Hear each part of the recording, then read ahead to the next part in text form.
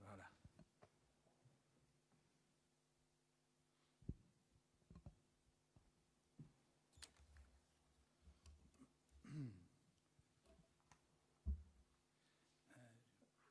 D'abord, non, c'est consécutif. Ah, consécutif, ok. D'abord, un mot en français, juste pour saluer mon ami Jean, le ministre Jean Asselborn de Luxembourg, qui est un grand ami du Portugal, qui est ministre des Affaires étrangères depuis 2004, notre doyen au Conseil des Affaires étrangères. Et on a pu avoir une réunion très amicale, comme d'habitude, mais aussi très productive et très intéressante. Je passe maintenant au portugais. Oui, oui. Muito boa tarde. É um prazer sempre receber o ministro Jean Asselborn, com o qual pudemos ter uma reunião de trabalho muito produtiva. Sr. Ministro, me pergunta, quer que traduza para português aquilo que disse em francês initialement para a imprensa? Bonjour, c'est toujours un plaisir que de recevoir mon homologue et ami Jan Asselborn au Portugal. A nossa reunião incidiu sobre dois temas principais, as relações bilaterais e a política europeia e internacional. Notre réunion a porté sur deux questions principales, les questions politiques européennes et internationales. Nas questões bilaterais, teve particular expressão o apoio recíproco que Portugal e o Luxemburgo dão às respectivas candidaturas a diferentes organismos internacionais. Quant aux questions bilatérales, nous avons beaucoup travaillé sur l'appui réciproque entre le Portugal et le Luxembourg en ce qui concerne les candidatures des deux pays au poste dans les organisations internationales.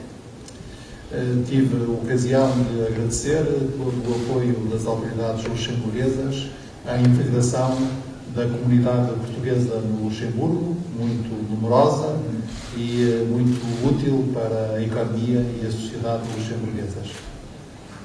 J'ai également eu l'occasion de remercier mon homologue pour l'appui apporté à l'intégration de la communauté portugaise au Luxembourg, qui est très nombreuse et très active sur le plan économique. Quanto às relações europeias e internacionais, permite-me destacar a similitude de posições entre os dois países em temas-chave da política europeia.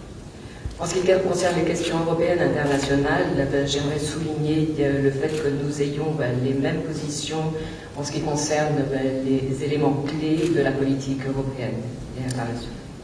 Em particular, Portugal e o Luxemburgo entendem que a questão do Estado de Direito é uma questão central na construção europeia. En particulier, le Portugal et le Luxembourg estiment que l'état de droit est un élément central de la construction européenne. E são a favor de uma política europeia de migrações assente sobre o princípio de solidariedade e de responsabilidade que diz respeito a todos. Et les deux pays sont pour une politique européenne de migration qui repose sur le principe de solidarité et de responsabilité qui concerne tout le monde. Bon, merci, cher Augusto. Donc aujourd'hui, je dois dire que j'ai appris énormément de choses sur l'histoire du Portugal et ça m'a fait beaucoup de plaisir d'être à nouveau à Lisbonne. Muito obrigado. Non, c'est pas nécessaire. C'est pas nécessaire. Bon, c'est mieux, ça va. Donc je vais parler doucement, ça va. Alors, permettez-moi peut-être deux remarques liminaires. La première, effectivement, au Luxembourg, nous avons un peu plus de 600 000 habitants et un sixième de la population est d'origine portugaise. Donc plus de 100 000 personnes au Luxembourg ont une origine portugaise. Alors, personnellement, j'ai travaillé à la fin des années 60 dans un bureau de la population, dans une commune, Et j'ai vu arriver au Luxembourg les premiers gens du Portugal, c'était sous Salazar, et beaucoup d'eux, il m'a raconté cela, ont dû vendre pratiquement tout ce qu'ils avaient pour obtenir le visa et pour arriver donc dans notre pays.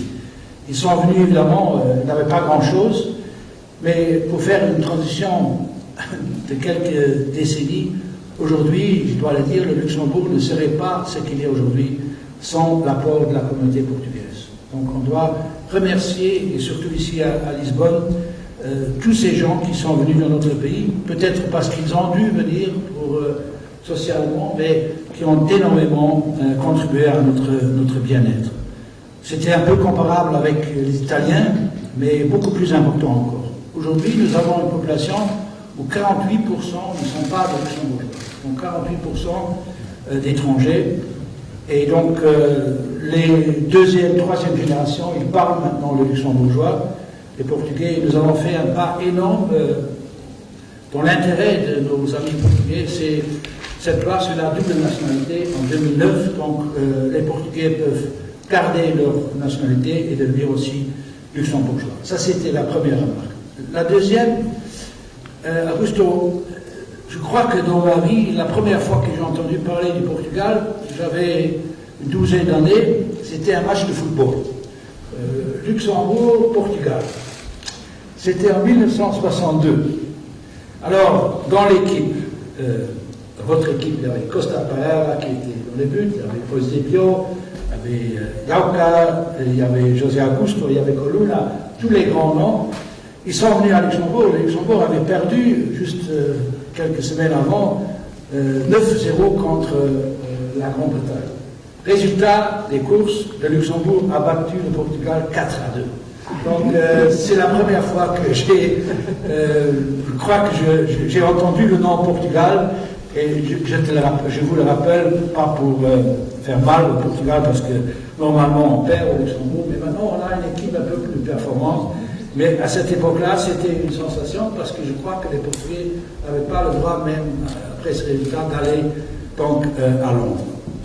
On est venus ici, ensemble tous les deux, pour parler de notre coopération bilatérale, qui est excellente. C'est difficile à chercher des problèmes. Nous avons maintenant, depuis 2017, une très importante coopération dans les affaires spatiales, et aussi entre nos universités, et aussi en matière de tourisme.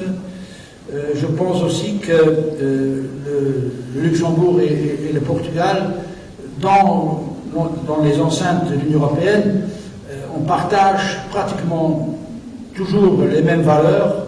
On est toujours combat contre ceux qui, à mon avis, c'est l'avis aussi d'Augusto, qui ne comprennent pas bien les règles de fonctionnement de l'Union européenne. Et je rappelle là aussi quelque chose qui m'a frappé quand je suis devenu ministre en 2004. 2005, on avait la présidence, et à cette époque-là, depuis 5 ans déjà, on n'avait pas de réunion entre l'Union européenne et l'Afrique. Parce qu'on avait des problèmes, surtout en Grande-Bretagne, avec les sanctions, avec le régime de Zimbabwe. Alors, 2007, après l'Allemagne, c'est le Portugal qui a pris la présidence. Et pendant cette présidence, après 7 ans, on a donc réalisé donc, cette réunion au sommet entre l'Union européenne et l'Afrique. Et comme l'alphabet le veut, j'étais donc placé tout près de la Libye et donc de Gaddafi. Et c'était ici à Lisbonne, donc je ne veux pas faire de blague là-dessus parce que énormément de gens ont souffert sous ce personnage, mais c'était la volonté, les Portugais ils avaient raison, donc de ne pas oublier l'Afrique même par des sommets, donc au niveau des sommets, à cause d'un pays ou à cause d'une personne. Et je crois que ce sommet-là, en 2007, a fait beaucoup de bien à l'Europe et aussi à l'Afrique. Alors, pour être bref, la présidence après 2007, c'est la présidence de 2020, qui est toute proche. Elle sera, comme toutes les présidences aujourd'hui, complexe, difficile. Vous savez que l'état de droit, c'est un challenge, c'est un défi permanent. Et là, le Portugal et le Luxembourg, on l'a encore souligné lors de notre réunion, on est sur le même niveau. Il faut se battre pour que l'état de droit en Europe ne soit pas endommagé. Nous allons aussi voir avec la présidence portugaise un sommet social que nous, au Luxembourg, on appuie. Vous savez que le commissaire pour les affaires sociales, c'est un luxembourgeois, Nicolas Schmitt, et je sais qu'il y a déjà une bonne préparation qui a été faite entre la Commission et le Portugal. Nous sommes tous les deux pour le multilatéralisme, et évidemment, il faut que cette réponse au Covid, donc surtout les pays qui ont besoin d'un plan de relance, et c'est pratiquement tous les pays d'Europe, qu'on doit mettre en musique très rapidement donc ce plan de relance, sans oublier évidemment l'état de droit, c'est clair, mais cette balle est maintenant au niveau du Parlement et on espère qu'on puisse trouver une solution. Sur le pacte de migration, c'est le Portugal, avec l'Allemagne, avec la France, avec l'Irlande, avec la Finlande et le Luxembourg qui sont les pays qui, chaque fois, se montrent disponibles pour que les gens sauvés en mer puissent avoir au moins une procédure et être accueillis dans un pays. Donc nous allons, je pense, tous les deux continuer dans ce sens. Et enfin, le changement climatique, nous savons tous que c'est un grand défi. Et là aussi, le Portugal, lors de sa présidence, va faire de son mieux pour que cela avance. Voilà.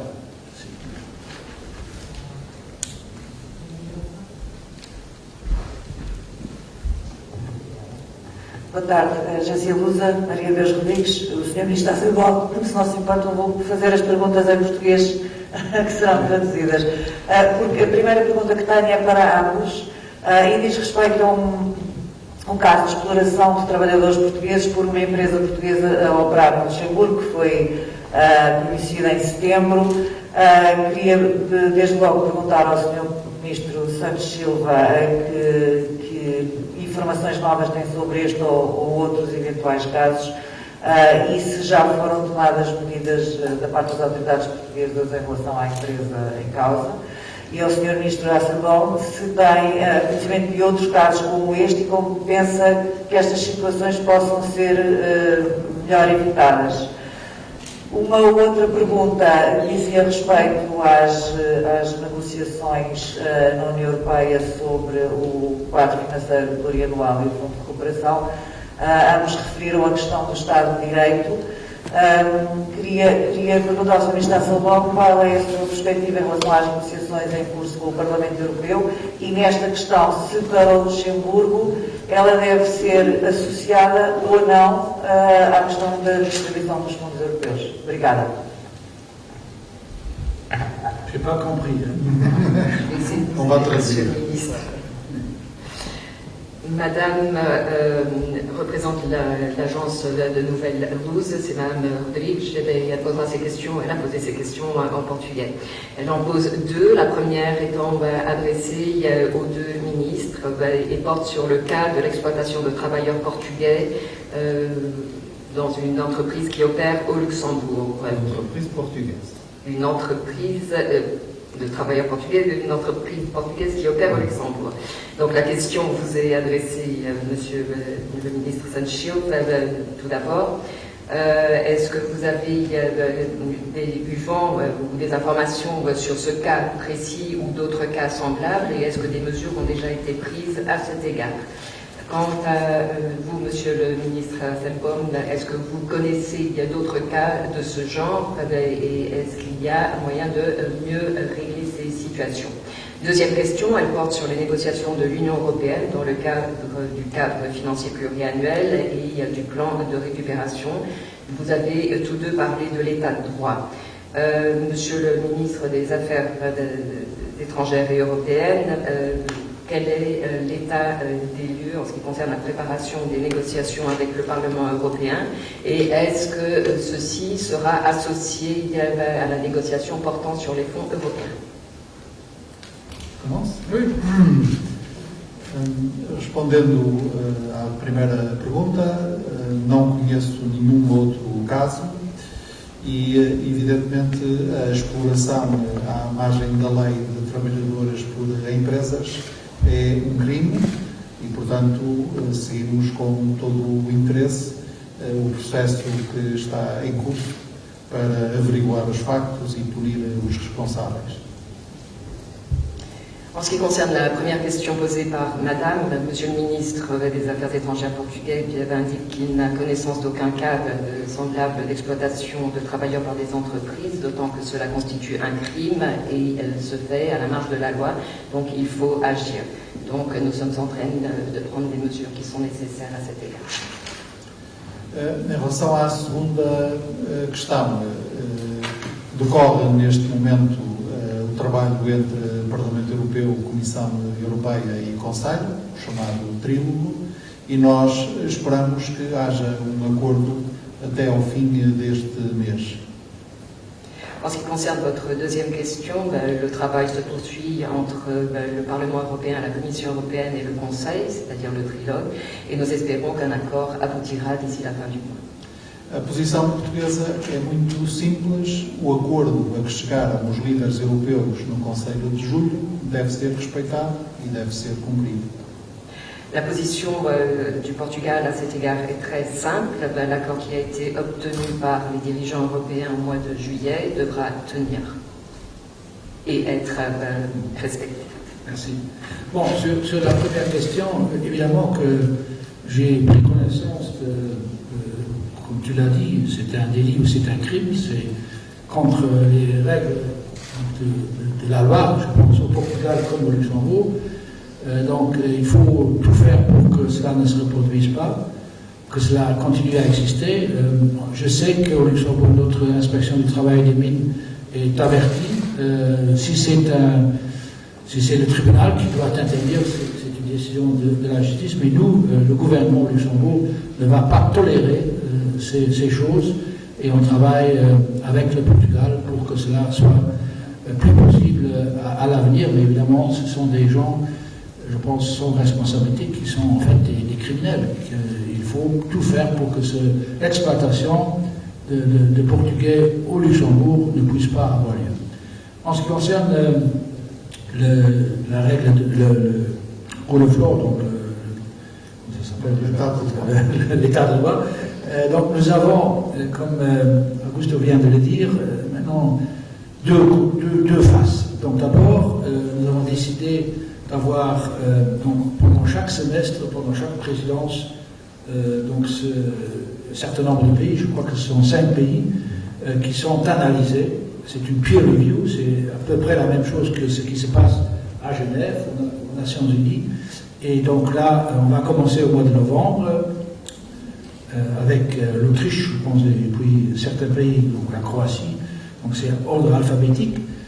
Et puis deuxièmement, on a eu un débat, évidemment dans le Conseil Affaires Générales, et je vous dis que ce n'est pas facile, parce qu'il y a des États membres qui, à mon avis, n'ont pas très bien compris l'idée de l'Europe. L'idée de l'Europe, c'est d'éviter la guerre et de chercher à avoir les meilleures conditions possibles pour les citoyens européens, mais sur base de la démocratie, de tout ce qui est inscrit dans les critères de Copenhague de 1993, et il faut que cela soit respecté. Mais, je vous le dis, il y a des pays qui ne respectent pas cela. Et donc, on a décidé d'y procéder, d'analyser tous les pays, indépendamment soit de l'Est ou de l'Ouest ou du Nord ou du Sud, et ce sera un contrôle politique, évidemment, mais avec des conséquences. En ce qui concerne maintenant la proposition de la présidence allemande, vous savez qu'elle est maintenant au niveau du Parlement européen, et je pense que les représentants du Conseil, que nous sommes tous les deux, on a fait le travail du Conseil, il y a une proposition qui est faite. Je ne pense pas que le Portugal et le Luxembourg sont tout à fait d'accord avec ce qui a été proposé, mais bon, c'est une proposition qui a eu une majorité qualifiée, et il faut que le rôle du Parlement puisse maintenant, que le Parlement puisse agir, et on verra le résultat. Je suis d'accord avec mon ami Augusto qu'il faut au plus vite trouver une solution pour que, donc, au début de l'année prochaine, les pays qui ont le plus souffert sous Covid, socialement, économiquement, puissent avoir des moyens à éviter des dizaines ou des centaines de milliers de chômeurs.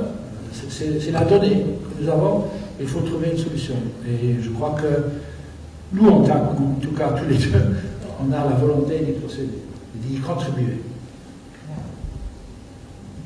Merci. Merci beaucoup.